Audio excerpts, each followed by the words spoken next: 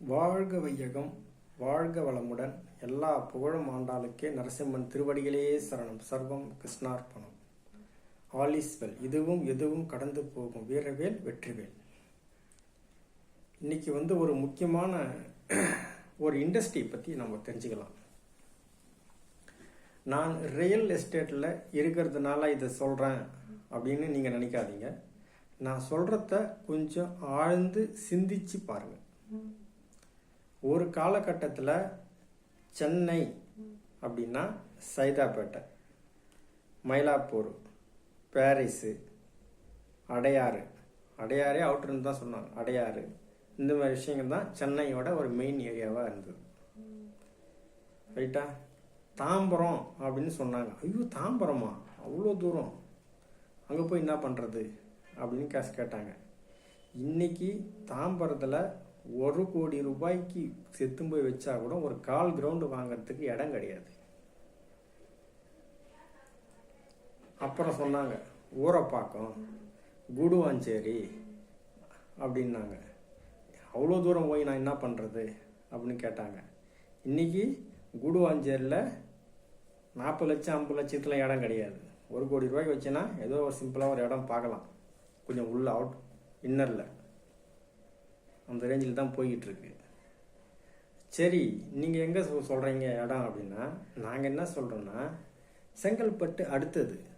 செங்கல்பட்டு, மதுராந்தகம், மருவத்தூர், அச்சரப்பாக்கம், திண்டிவனம். என்னங்க இங்கேருந்து அவ்வளோ தூரம் போகிறீங்க அப்படின்னு சொல்கிறீங்கன்னா, நல்லா சீக்கிரமாக டெவலப்மெண்ட் ஆகக்கூடிய இடம் இந்த ஏரியா தான். ஏன் அப்படி சொல்கிறேன்னா, ஒரு காலகட்டத்தில் நீங்கள் ஒரு இடத்துலேருந்து ஒரு இடத்துக்கு போகணும் அப்படின்னா பஸ்ஸு மட்டும்தான் டிரான்ஸ்போர்ட் நம்பி இருந்தீங்க. அப்போது போகிற வர நேரத்தை பார்த்து தூரமாக இருக்குது அப்படின்னு நம்ம கால்குலேஷன் பண்ணோம். அதுக்கப்புறம் ஃப்ரீக்வெண்ட்டாக பஸ்ஸு வந்ததுக்கப்புறம் பரவாயில்ல, கொஞ்சம் தாம்பரமாக இருந்தால் கூட பரவாயில்ல, கொஞ்சம் ட்ரை பண்ணலாம் அப்படின்ட்டு தைரியமாக துணிஞ்சு வாங்கினவங்க இன்றைக்கி செம்மையாக இருக்காங்க. கொஞ்சம் கூடுவாஞ்சேரி, செங்கல்பட்டு. இப்போ நாங்கள் ஏன் செங்கல்பட்டை தாண்டி போகிறோம் அப்படின்னா, இப்போது புது பஸ் ஸ்டாண்டு கட்டியிருக்காங்க கிளம்பாக்கம். அங்கேருந்து செங்கல்பட்டு வரைக்கும் 27 கிலோமீட்டருக்கு பிரிட்ஜு கட்டுறாங்க. 27 கிலோமீட்டர் பிரிட்ஜ், பெரிய பிரிட்ஜு. இந்த பிரிட்ஜு இங்கே ஸ்டார்ட் பண்ணால் அடுத்தது அங்கே தான் போயிருங்க. அடுத்த அரை மணி நேரத்தில் அங்கே போய் நீங்கள் ரீச் ஆகிடலாம் செங்கல்பட்டை. 24 மணி நேரம் போக்குவரத்து ட்ரெயின் வசதி இருக்குது. ஸோ போக்குவரத்து டைம் தான் நம்ம பார்க்கணும். நம்ம வேலை செய்கிற இடத்துக்கு எங்கே இருக்குது, நம்ம போக்குவரத்து டைம் எவ்வளோ நேரம் ஆகுது. அன்றைக்கி காரு பைக்கெலாம் அவ்வளோ கிடையாது. இன்றைக்கி நிறைய இருக்குது, வெஹிக்கிள்ஸ் நிறைய ட்ரெயின்ஸ் இருக்குது. ஸோ ஏன் அங்கே போகிறேன், இப்போ அது டெவலப் ஆகி கொண்டு இருக்கிற ஏரியா. நம்மளால் இன்றைக்கி 1.5 கோடி ரூபாய் கொடுத்து நீங்கள் தாம்பரத்துலேயோ நீ கூடுவாஞ்சேரியிலையோ இடம் வாங்குற அப்படின்னா, அது இன்னும் ஒரு 10 வருஷம் கழிச்சு அந்த 1.5 கோடி ரூபாய் இருக்கிறது 2 கோடி ரூபாய் ஆகலாம், 3 கோடி ரூபாய் ஆகலாம். 1.5 கோடி ரூபாய் கொடுத்து வாங்குறேன், அது 3 கோடி ரூபாய் ஆகுதுன்னு வச்சுக்கோங்க. ஒரு மடங்கு அப்படி இன்க்ரீஸ் ஆகுது. ரைட்டா? இதே 1.5 கோடி ரூபாய் கொடுத்து நீ செங்கல்பட்டு தாண்டி ஒரு இடம் வாங்க, அச்சரப்பாக்கத்தில் போய் ஒரு இடம் வாங்க, இன்னும் அதை விட கம்மி. 1.5 கோடி ரூபாயில் எத்தனை கிரவுண்டு வாங்கலாம்? ஒரு இடம் டெவலப் ஆகணும் அப்படின்னா அந்த இடத்த சுற்றி காலேஜ் இருக்கணும், ஸ்கூல்ஸ் இருக்கணும், கம்பெனிங்க இருக்கணும், கோயில்கள் இருக்கணும், மசூதி இருக்கணும், சர்ச் இருக்கணும். இதெல்லாம் இருந்ததுன்னா கண்டிப்பாக அந்த இடம் டெவலப் ஆகும். சார் நீங்கள் சொல்கிறீங்க, நான் வெளியூரில் போய் வாங்கியிருக்கேன், எங்கள் வீட்டாண்ட ஒருத்தர் வாங்கியிருக்காரு. பெருங்குடியிலேருந்து தெல்லாறு ராஜா நந்திவர்மன் காலேஜ்னு ஒன்று இருக்குது. அந்த காலேஜை காமிச்சு இடம் சேல்ஸ் பண்ணியிருக்காங்க. எங்கன்னா ராஜா நந்திவர்மன் காலேஜில் இல்லை அந்த இடம், உள்ளே எங்கேயோ இன்னர் காலேஜிலேருந்து உள்ளே எங்கேயோ ரோடே கிடையாது, ஏரி எதுவாയത് லாஸ்ட்டு அங்கே போய் 25,000 ரூபாய் கொடுத்து வாங்கியிருக்காரு ஒரு அரை கிரவுண்டு.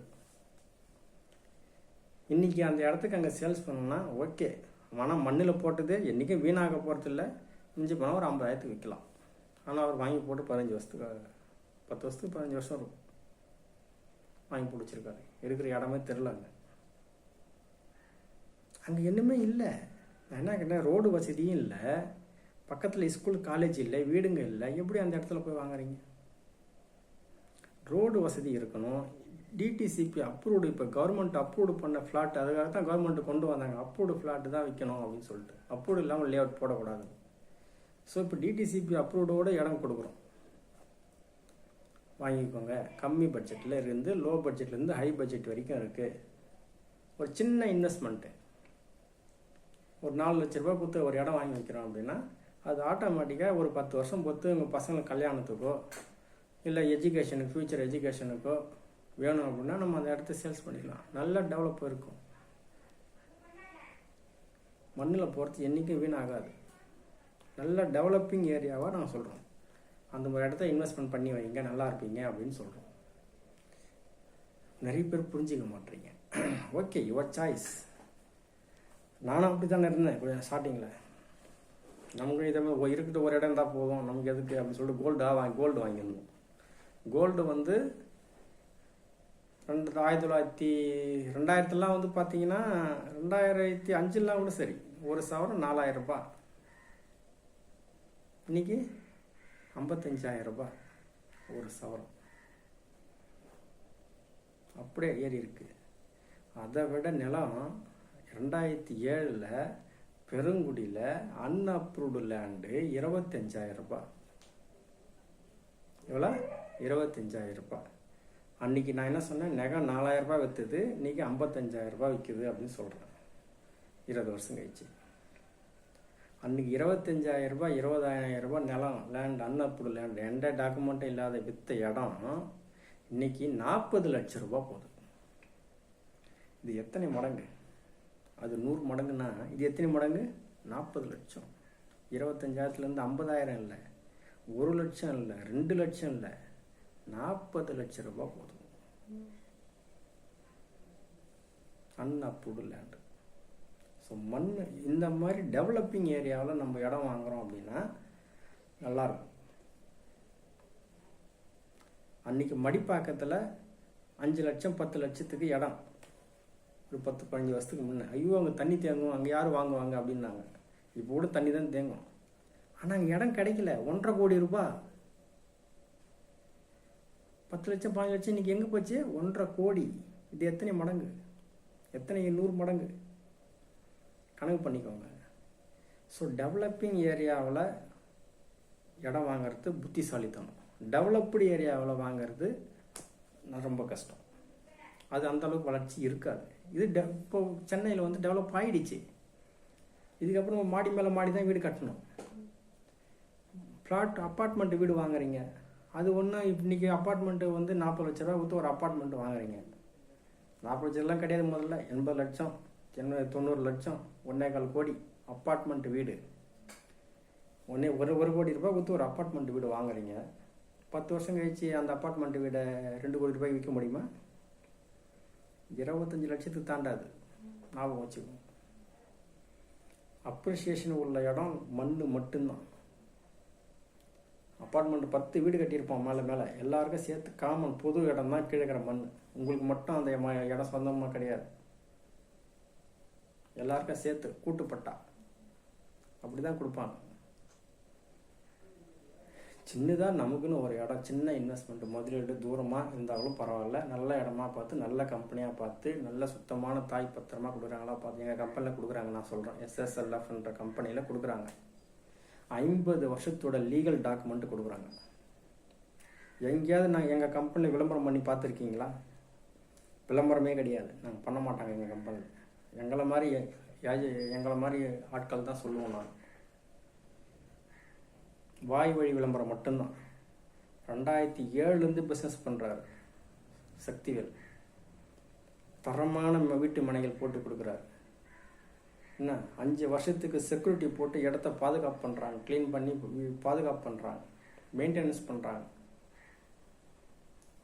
என்ன அதனால் தாராளமாக நீங்கள் நம்பி வாங்கலாம்.